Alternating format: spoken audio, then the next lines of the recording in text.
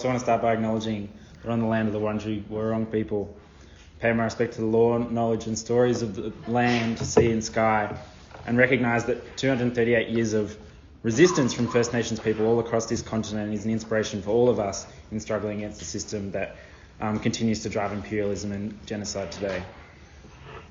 The war in Iran, started by the US and Israeli terror regimes, is another horror show of US imperialism.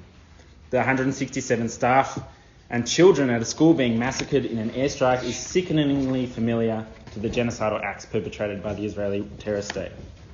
The videos of toxic plumes of smoke blanketing Tehran after Israel targeted oil facilities are scenes from a hellscape that promise acid rain and lasting health problems for 10 million people. And the promises made by the Israeli minister of obliterating the entirety of southern Lebanon to create another Gaza should fill us all with dread, considering Israel's ground invasion of southern Lebanon in 1982 left 30,000 people dead. Very soon, Dayer will resemble Khan Yunis, said Bezalel Smotrich. The US and Israel have started a regional war that is having dire effects globally. The economic pain ordinary people are already grappling with will be intensified, and all the Australian state has to offer is that people just really need to stop panic buying. And the war has already left thousands dead and hundreds of thousands displaced. 700,000 people in Lebanon. Football stadiums are being filled with displaced peoples whose homes have been flattened, and the war is simultaneously more cover for Israel to continue its unprecedented annexation of the West Bank and its reimposed blockade on Gaza. I think we shouldn't be surprised when the Labor government is the first to give its seal of approval to more horror. Weapons of mass destruction, world's #1 supporters of terrorism, liberation through US intervention. We've heard it all before. In March 2003, US President George W. Bush said the mission of the Coalition of the Willing was, quote, to disarm Iraq of weapons of mass destruction, to end Saddam Hussein's support for terrorism, and to free the Iraqi people. Instead, the coalition devastated Iraq, with far over 1 million dead and millions more displaced, leaving in its wake years of sectarian violence. And we'll see it all again if it's up to the Australian ruling class. To this end, on Tuesday, Albanese sent a world-leading spy plane to the region alongside crates of missiles for the UAE. Don't worry, Alba said, it's not for offensive action against Iran. Just like Labor assured us, they weren't involved in the initial offensive strikes, despite the premier US surveillance base, Pine Gap, being in the centre of the continent. And it's not like every missile and fighter jet the US and Israel can divert away from shooting down drones and missiles, thanks to Albanese, will be used to bomb Iran, Syria, Lebanon, Yemen and Palestine. Excuse the sarcasm, but the Labor government is so cynical that they've granted asylum to 7 of the Iranian football team's players for their brave actions of calling out the regime, but on the same day that they've introduced a racist law that will see many Iranians denied entry into the country and any other nationality deemed a threat by Western imperialism. For more than 2 years now, the Australian government and the West have almost unflinchingly supported Israel's genocide. And today they are once again standing shoulder to shoulder with Trump and Netanyahu as they massacre thousands and inflict more terror on a region pillaged by Western imperialism for over a century. Why?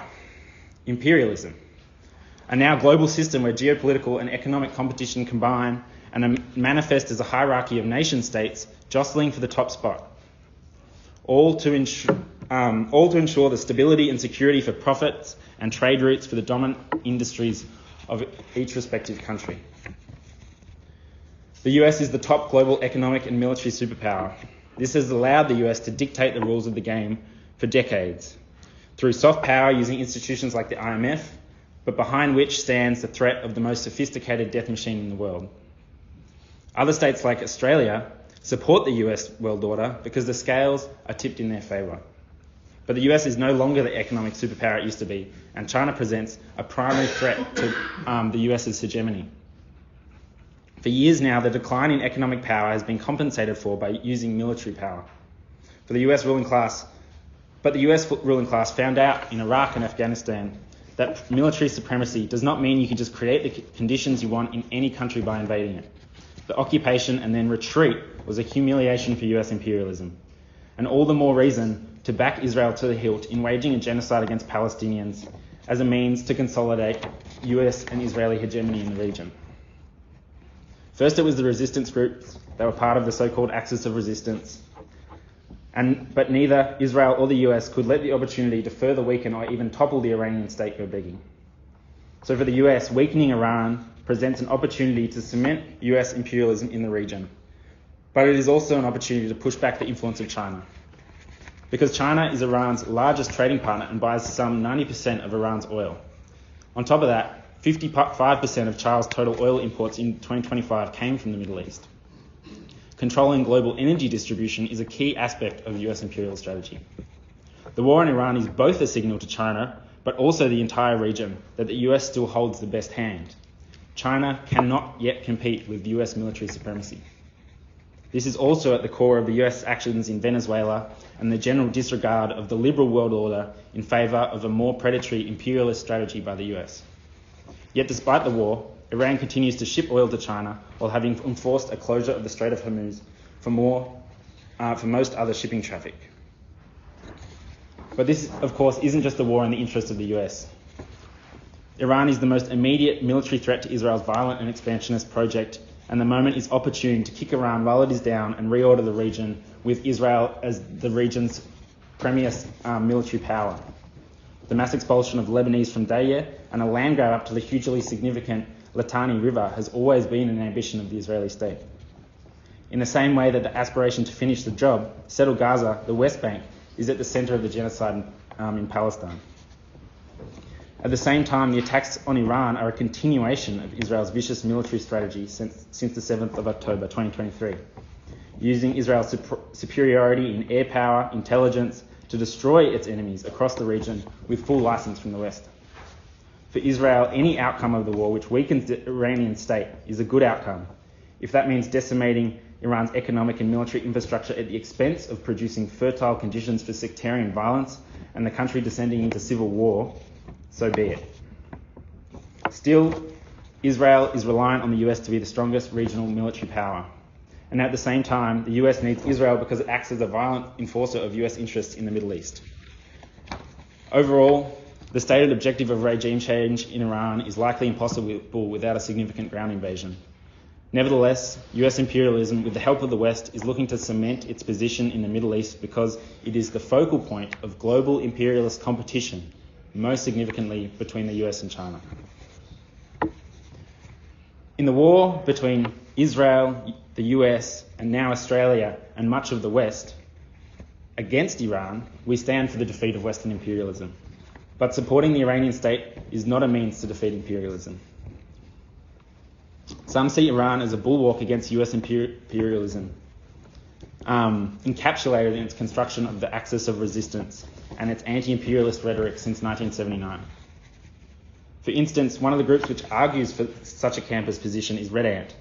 A statement online reads, "A government can harm its own people, but with respect to the world system can still be an anti-imperialist actor in a given situation, as long as their efforts act against the ensuing imperialism."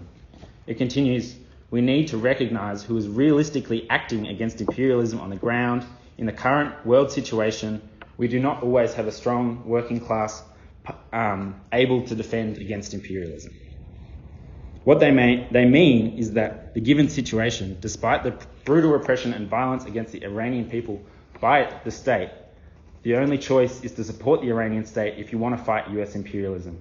And looking to the insufficient, in their eyes, Iranian working class inevitably gives cover to US imperialism. But this campist position is a dead end for fighting imperialism. It is the task of the Iranian left to fight the Iranian regime, but not by supporting US bombs. Instead, they must look to their own power. Supporting the Iranian regime here isolates the Iranian left in this struggle. Campists see world imperialism as one dominant imperial bloc against a bloc of oppressed countries.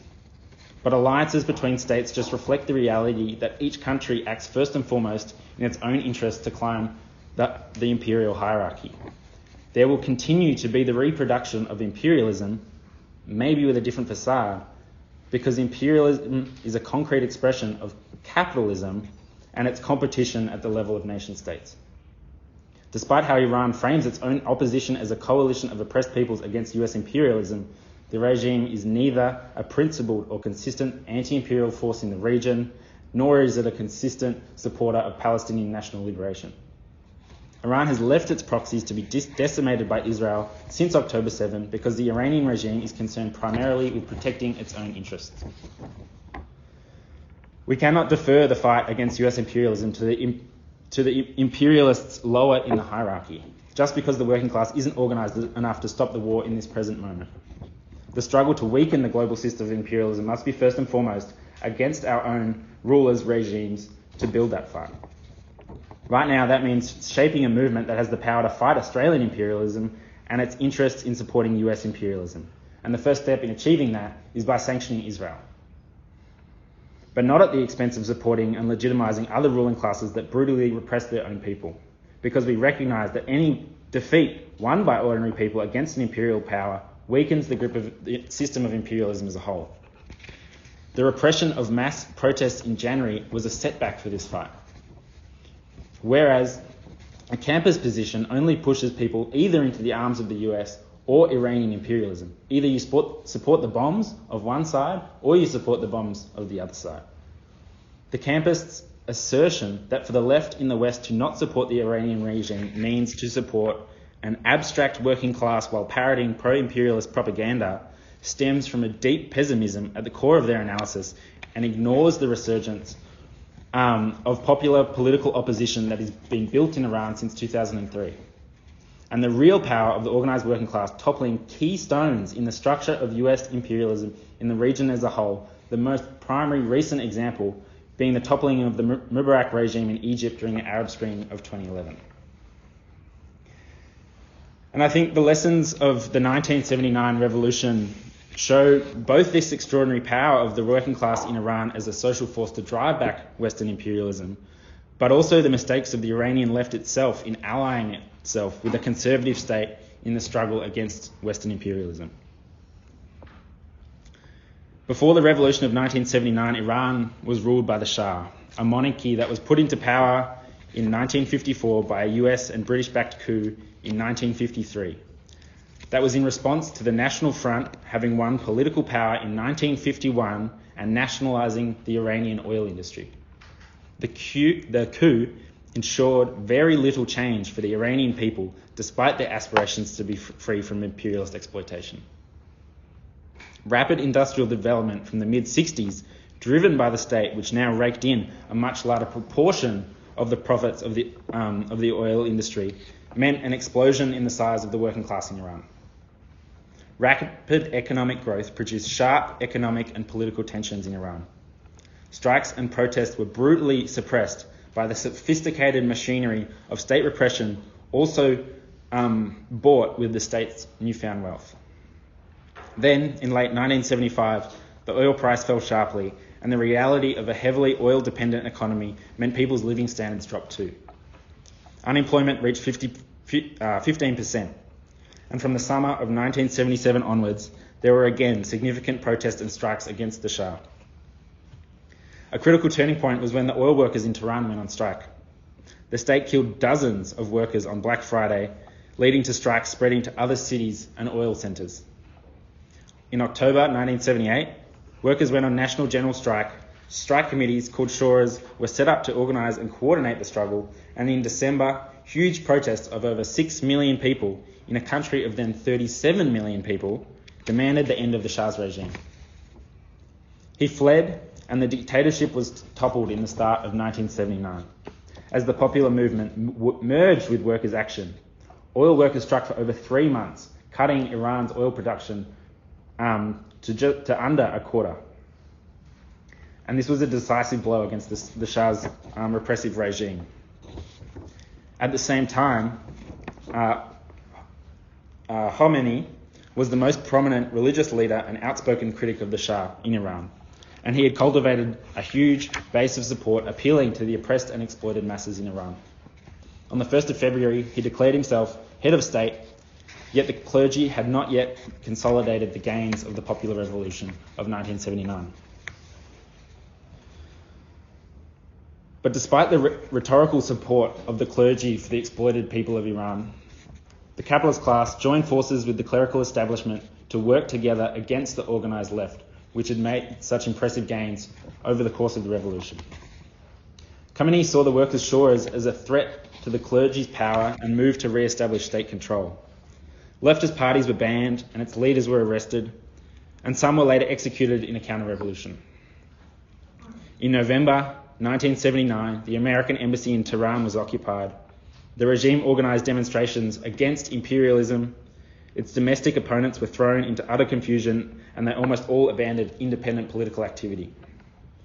Khomeini declared all problems after the February Revolution arising in factories, among women, and among national minorities, saying they were all due to US imperialism.